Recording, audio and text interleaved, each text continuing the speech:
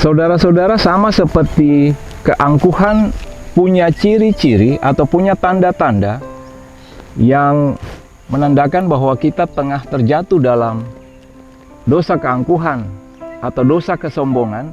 Demikian juga kerendahan hati memiliki ciri atau memiliki tanda bahwa kita tengah menuju atau kita telah bersikap rendah hati. Kita akan simak dalam edisi kali ini tentang 5 tanda menuju kerendahan hati. Simak Peniel Ministry.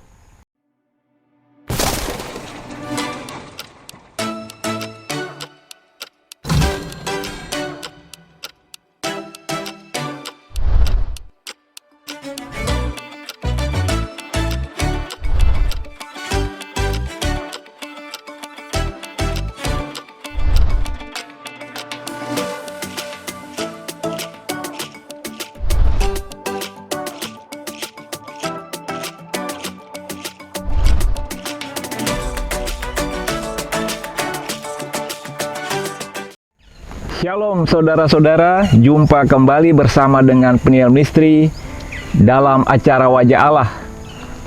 Kita akan membahas tema 5 tanda menuju kerendahan hati. Saudara-saudara, 1 Petrus 5 pada ayatnya yang kelima mengatakan begini. Demikian jugalah kamu, hai orang-orang muda, tunduklah kepada orang-orang yang tua, dan kamu semua rendahkanlah dirimu seorang terhadap yang lain, sebab Allah menentang orang yang congkak, tetapi mengasihani orang yang rendah hati. Dari bagian firman Tuhan ini saya mengajak kita untuk melihat 5 tanda menuju kerendahan hati. 5 tanda ini mungkin telah Anda ketahui dan telah Anda lakukan. Atau mungkin Anda belum mengetahuinya, tetapi Anda berusaha untuk menemukannya dan mau melakukannya. Tuhan menolong kita untuk bersikap rendah hati, karena itulah yang Tuhan kehendaki. Tanda pertama daripada bagaimana kita menuju kepada kerendahan hati adalah kita taat pada apa yang Alkitab katakan tentang menundukkan diri. Artinya, kita mengikuti apa yang Alkitab maksudkan atau Alkitab perintahkan tentang bagaimana kita menundukkan diri pada otoritas atau pada orang-orang tertentu yang telah Tuhan tempatkan dalam kehidupan kita. Alkitab menghendaki atau Alkitab mengatakan Tuhan menghendaki kita merendahkan diri pada otoritas-otoritas tertentu yang telah Dia tempatkan dalam kehidupan ini. Misalnya, warga tunduk kepada pemerintah. Yang berikut, anak tunduk kepada orang tua. Istri tunduk pada suami, dan umat tunduk atau taat kepada pendetanya atau pemimpin daripada umat. Nah, saudara-saudari, ini mengatakan kepada kita bahwa kerendahan hati adalah sebuah cara di mana kita tidak menundukkan diri kepada setiap orang yang ada di sekitar kita. Tidak.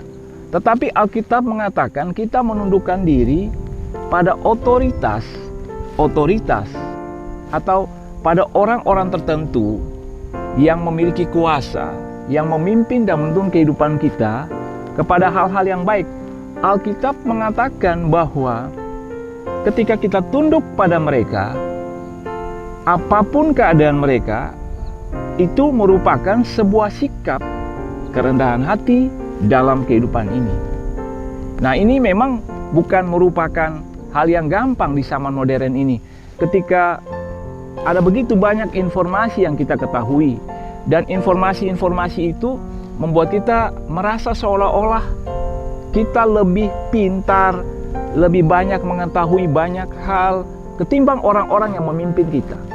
Misalnya di jemaat, seorang pendeta yang bisa saja dia memiliki gelar atau pendidikan yang di bawah anggota jemaatnya, bisa saja anggota jemaat yang merasa bahwa dia mengetahui lebih banyak daripada pendetanya akan bersikap lebih sulit untuk tunduk atau mendengarkan apa yang dikatakan oleh pendetanya atau hamba Tuhan itu.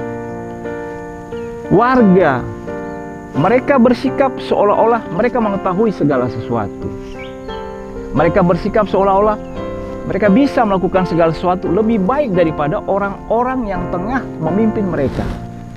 Padahal mungkin saja mereka tidak tahu apa yang menjadi kesulitan atau apa yang menjadi tantangan daripada orang-orang yang tengah memimpin mereka. Sehingga ketika mereka mengetahui banyak hal, sulit untuk mereka menundukkan diri kepada pemerintah. Anak-anak, terkadang ketika mampu, lalu sudah berhasil, sangat sulit untuk kemudian mendengarkan orang tua atau taat atau tunduk pada orang tua. Nah, yang dimaksudkan juga saudara-saudari bukan ketundukan buta atau ketundukan total tanpa melihat bahwa yang mana harus kita lakukan dan mana yang tidak kita lakukan.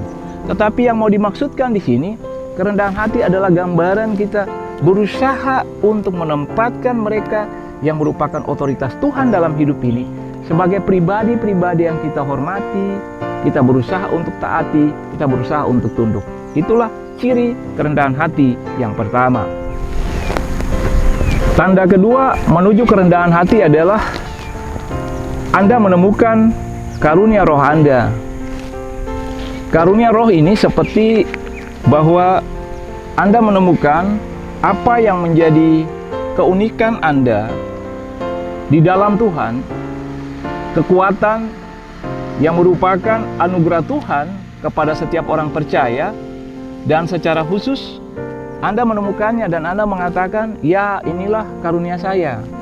Misalnya saya memberikan contoh dalam pelayanan, setiap pendeta merupakan pelayan atau hamba Tuhan untuk melakukan tugas pelayanan kepada umat. Tetapi dalam melakukan tugas dan tanggung jawab itu, tiap pendeta tiap pendeta memiliki karunia-karunia yang berbeda. Ada pendeta yang misalnya dia memiliki karunia atau passion yang kuat untuk melayani orang-orang yang sakit atau orang-orang yang miskin. Ada pendeta yang memiliki karunia melihat atau memiliki karunia untuk sebuah visi tentang apa yang terjadi dalam kehidupan seseorang, atau apa yang mesti dilakukan seseorang dalam kehidupannya ketika dia mengalami hal ini dan hal itu. Ada pendeta juga yang memiliki karunia untuk mendoakan orang. Nah, kalau dalam pelayanan secara umum, ada orang yang misalnya dia betah untuk melayani orang sakit, kunjungan dari rumah ke rumah, dan seterusnya. Tetapi ada orang yang tidak betah melakukan itu. Ada orang yang rajin melakukan kunjungan dari rumah ke rumah, tetapi ketika masuk dalam sebuah persekutuan doa dan berdoa dengan pokok-pokok doa yang bisa saja memakan waktu yang lama, dia tidak betah di situ. Ada yang suka untuk mengajar di kelas besar tetapi tidak bisa atau tidak tahan mengajar pada sekolah minggu. Nah, inilah yang dikatakan bahwa dari situ kita mengenal karunia-karunia roh kita.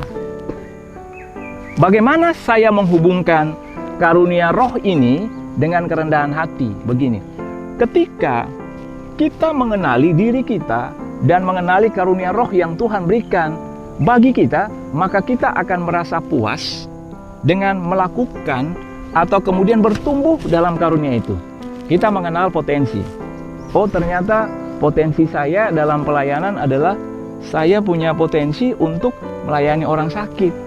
Ketika saya datang melihat orang sakit, saya memberikan motivasi, saya mendorong mereka, saya menguatkan mereka, dan mendoakan mereka merasa tertolong. Dan banyak orang yang mengatakan hal itu kepada saya. Berarti saya mengenal kekuatan saya atau karunia roh saya ada di situ, melayani orang sakit. Nah, ketika saya melakukannya, karena saya tahu karunia saya di situ, maka saya akan merasa puas, merasa tenang, merasa nyaman, dan mengembangkan karunia saya di situ. Saya tidak akan terganggu dengan orang lain yang memiliki karunia yang berbeda dan berhasil dan mungkin dipuji oleh orang lain. Saya merasa puas dengan apa yang saya miliki sebagai sebuah pemberian Tuhan dalam kehidupan pelayanan yang saya lakukan. Ini yang dimaksud bahwa karunia roh yang kita kenali memberikan kepuasan, memberikan ketenangan, memberikan kenyamanan, dan itu akan membangun rasa aman dan harga diri pribadi yang sehat.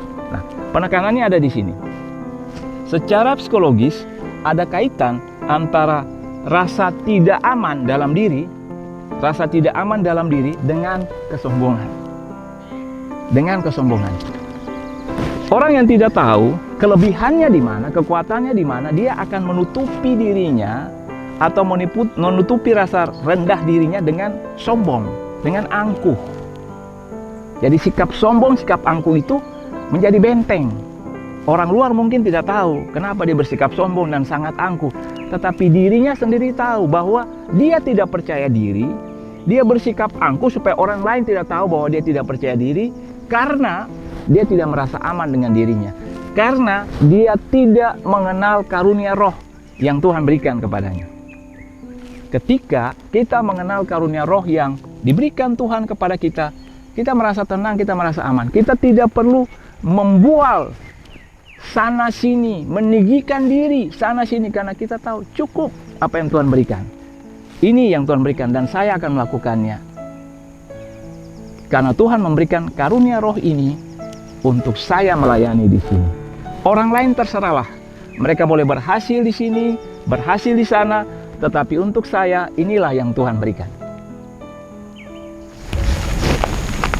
Hal ketiga yang menunjukkan tanda bahwa Anda menuju atau tengah melakukan sikap kerendahan hati adalah menerima pujian tapi menolak sanjungan. Menerima pujian, menolak sanjungan. Ini merupakan beda-beda tipis. Terkadang susah membedakan antara saya tengah menerima pujian dan saya tengah menolak sanjungan. Begini, suatu saat ketika Anda melakukan suatu hal yang baik dan semua orang mengukur bahwa Anda berhasil, maka ketika orang memuji Anda, adalah salah bila Anda menolak pujian itu. Ketika Anda menolak pujian itu, Anda tengah menunjukkan rasa tidak aman Anda. Ingat penjelasan yang tadi baru saja saya katakan tentang menemukan karunia roh berkaitan dengan rasa aman. Ketika Anda menolak pujian yang pantas untuk Anda tengah menunjukkan bahwa Anda tidak merasa aman dengan diri Anda. Apa yang mesti dilakukan? Menerimanya dengan cara yang baik.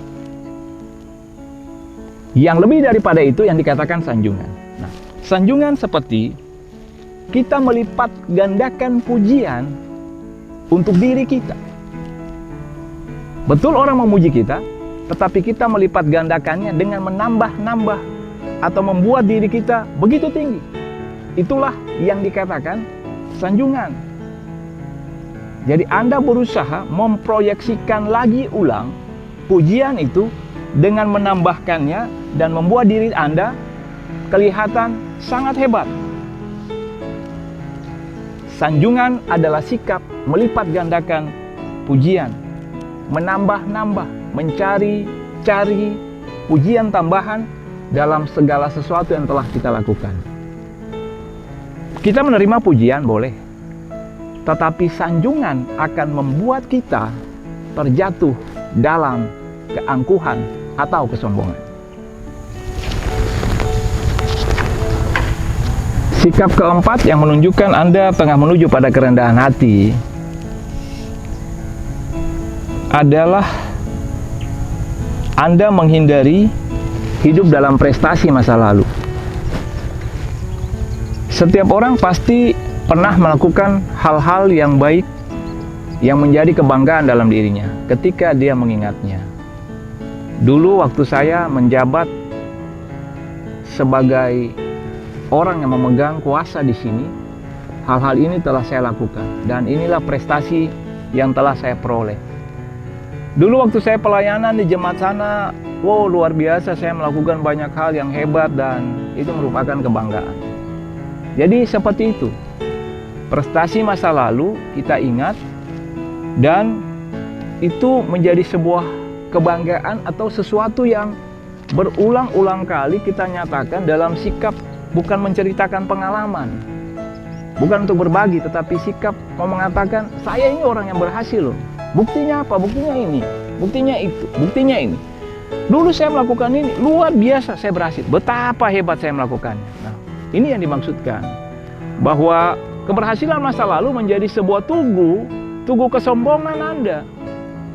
Tiap kali Anda bercerita tentang kisah Anda, hidup Anda menyinggung hal-hal yang telah Anda lakukan dengan sangat baik di masa lalu, dan itu menjadi sebuah kebanggaan. Dan mungkin saja ketika orang lain menceritakan hal yang lebih hebat, Anda tersinggung, Anda merasa direndahkan, Anda merasa kalah.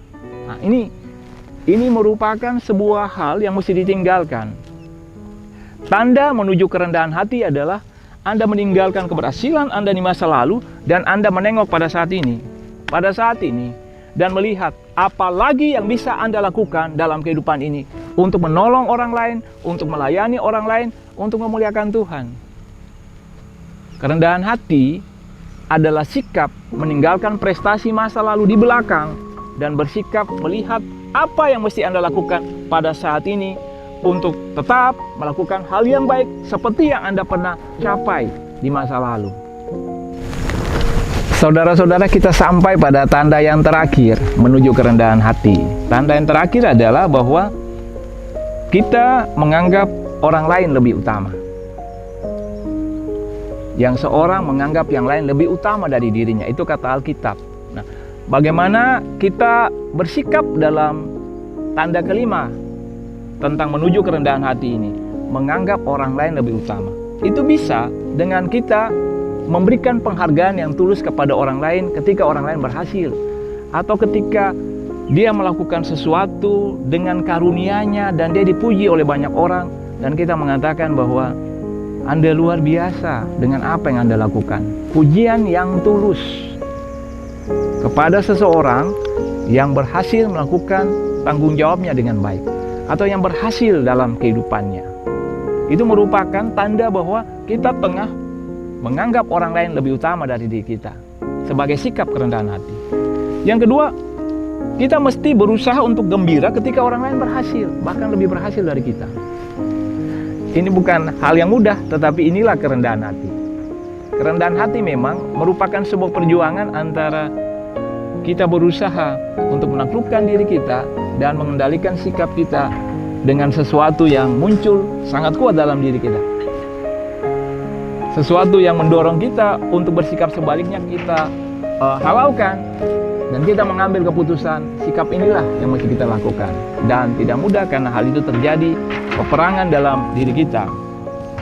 Suatu saat jika orang lain mendapatkan pujian karena bekerja bersama dengan Anda tahu Anda bekerja lebih keras daripada orang itu, tetapi karena satu, dua hal yang menjadi penyebab orang itu lebih dipuji daripada Anda, kerendahan hati mendorong Anda untuk tetap memberikan dia ruang untuk mendapatkan kredit atau pujian itu.